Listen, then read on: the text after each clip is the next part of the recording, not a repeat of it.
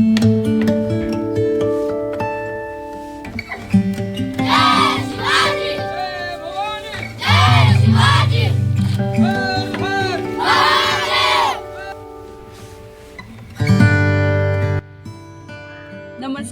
चल फिरायला या यूट्यूब चॅनलमध्ये आपल्या सर्वांचं स्वागत.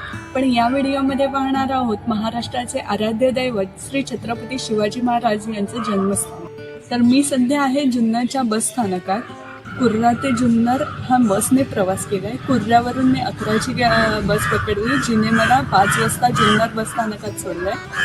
आणि आता थंडी भरपूर आहे, त्यामुळे तुम्ही थंडीच्या दिवसातून प्रवास करत असाल तर थंडीपासून वाचण्याचे सगळे कपडे तुमच्याजवळ बाळगा.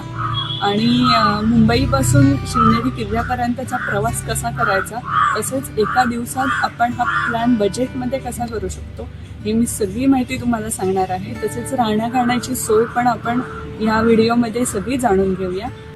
सकाळी लवकरच आम्ही जुन्नरला पोहोचलो.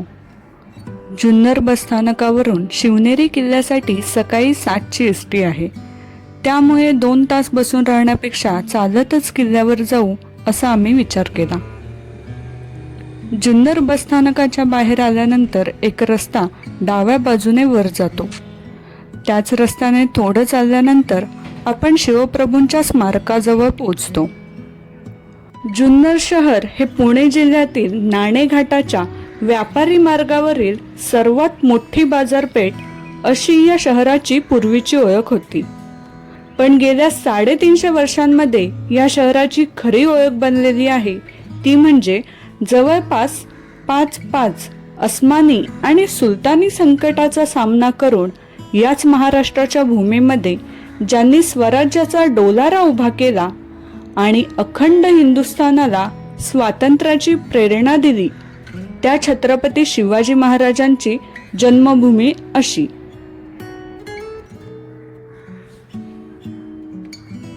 शिवस्मारकाच्या इथून एक रस्ता डाव्या बाजूने शिवनेरी किल्ल्याच्या दिशेने जातो.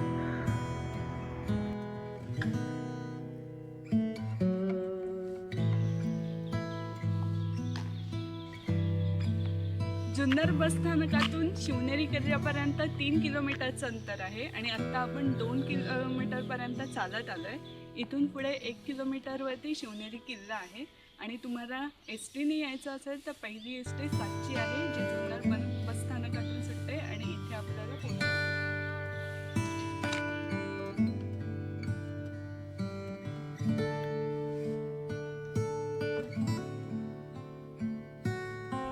शिवनेरी किल्ल्यापर्यंत येण्यासाठी असे वेगवेगळे बऱ्याच प्रकारचे फलक दिसतील. त्यावरती जी माहिती आहे ती मेन वाचा आणि त्याचं पालन करा. मंडळी, तर आता मी छत्रपती शिवाजी महाराजांची जन्मभूमी म्हणजेच किल्ले शिवनेरी याच्या पायथ्याशी आहे. तुम्ही माझ्या मागे पाहू शकता, किल्ल्यापर्यंत जाण्यासाठी चांगला पायरी मार्ग बनवलेला आहे.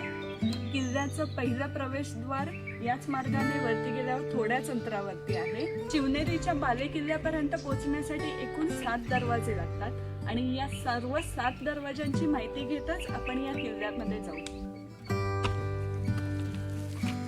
सकाळचं वातावरण आहे आणि खूप प्रसन्न वातावरण आहे, छान वाटतंय. नाणे घाटाच्या व्यापारी मार्गावर हा किल्ला आहे आणि पूर्वीच्या काळी या मार्गे खूप मोठ्या प्रमाणावर व्यापार चालत असे. त्यावेळच्या राज्यकर्त्यांकडून या मार्गावर लक्ष ठेवण्यासाठी काही किल्ल्यांची निर्मिती करण्यात आली होती. त्यामध्ये शिवनेरी हा किल्ला देखील बांधण्यात आला होता. मगाशी सांगितल्याप्रमाणे 7 दरवाजांपैकी पहिला महादरवाजा आहे जो हा आहे.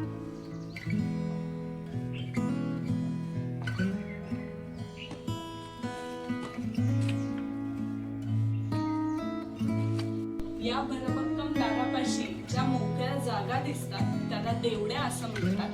आणि याचं कारण असं आहे की जे रक्षक नेमले जातात किल्ल्याचं संरक्षण करण्यासाठी, त्यांचं ऊन, वारा, पाऊस यांपासून संरक्षण होण्यासाठी त्यांना ही जागा नेमून दिलेली असते.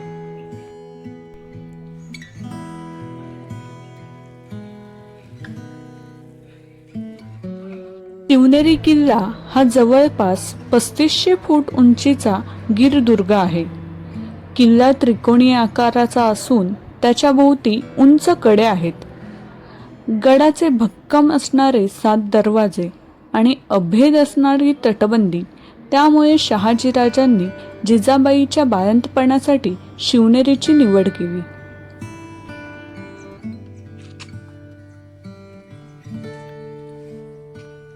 शिवनेरी किल्ल्याच्या पहिल्या महाद्वारातून आत आल्यावरती थोड्याच अंतरावरती हा दुसरा दरवाजा लागतो, ज्याचं नाव आहे गणेश दरवाजा. शक घराण्यानंतर सातवाहन, चालुक्य, राष्ट्रकूट या राजवटीच्या अधिपत्याखाली हा किल्ला राहिलेला आहे. इसवी सन 1595 मध्ये जुन्नर प्रांत आणि शिवनेरी किल्ला मालोजीराजे भोसले यांना निजामशाहाकडून जहागीर म्हणून मिळाला. नंतरच्या काळामध्ये शहाजी राजांच्या पत्नी असलेल्या माँसाहेब जिजाऊ गरोदर असताना शहाजीराजांनी त्यांना याच गडावर ठेवले. इथेच छत्रपती शिवाजी महाराजांसारखा स्वातंत्र्यसूर्य जन्मास आला. मंडळी, माझ्या मागे जो दरवाजा दिसतोय तो किल्ल्याचा 3रा दरवाजा आहे, ज्याला पीर दरवाजा म्हणून ओळखला जातो.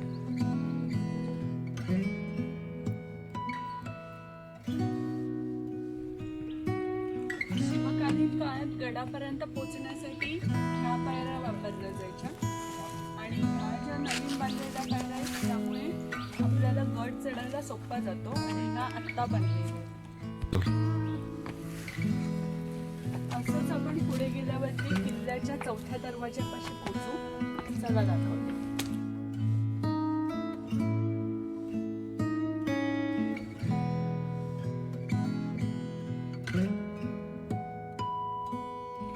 आपण आता जवळपास 200 ते 250 पायऱ्या चढून वरती आलो आहोत आणि गडाचा 4था दरवाजा म्हणजेच हत्ती दरवाजा जो इथे आहे. आणि त्याचं हत्ती दरवाजा हे नाव का पडलं, कारण याची रचना हत्तीच्या सोंडेप्रमाणे आहे. चला बघूया.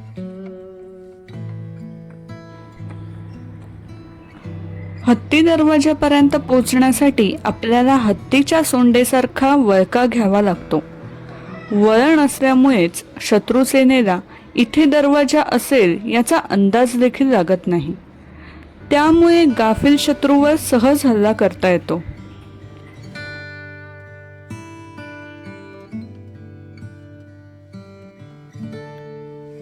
दरवाजा म्हणजे हत्ती दरवाजा. आणि वरती आल्यावरती 2 मार्ग लागतात, एक पायऱ्यांचा आणि एक सरळ. जो पायऱ्यांचा जातो तो शिवाजी महाराजांच्या जन्मस्थळी जातो आणि हा जो सरळ रस्ता जातो ते शिवाई देवीच्या मंदिरापाशी. मंडळी, किल्ल्यावरचा 5वा दरवाजा जो शिवाई देवीच्या मंदिरात जाताना लागतो तो हा आहे.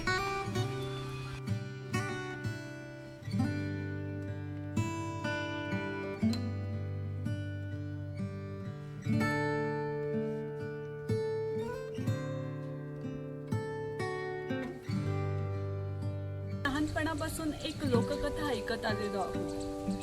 ती अशी, जिजाऊ या जेव्हा गरोदर होत्या आणि त्या शिवनेरी किल्ल्यावरती आल्या तेव्हा त्यांनी या देवीला नवस केला होता की जर मला पुत्र निपजला तर मी त्याचं नाव तुझ्या नावावरून देऊ. तर त्याच शिवाई देवीचं मंदिर या बाजूला आहे.